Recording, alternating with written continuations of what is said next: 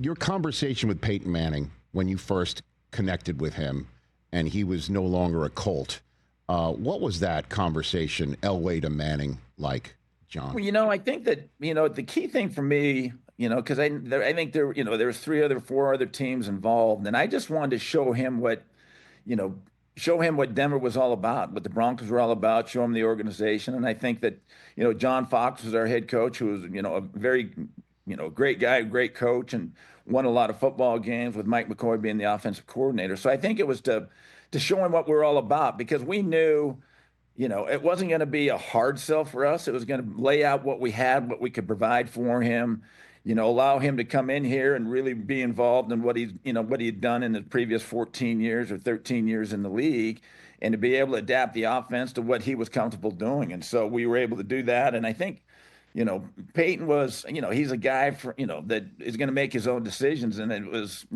I didn't want to put a hard sell on him. I just wanted to have him feel welcome, and also just show every good thing that we had about the Denver Broncos. Obviously, I'm biased, having played for him for 16 years and been in the front office with him. And so I just want to show him what Denver was all about, what the Broncos were all about, what the coaching staff and everything was all about, and let him make that decision and try not to pressure him. We didn't want to pressure him at all, and I think that was the key thing. When did you find out that it was done? He actually called me. I got a call from him, and I was sitting at my desk, and he said, "Well, I'm making some phone calls, letting everybody know what I'm going to do." And I was wondering if I was the first call, the second call, or the third call.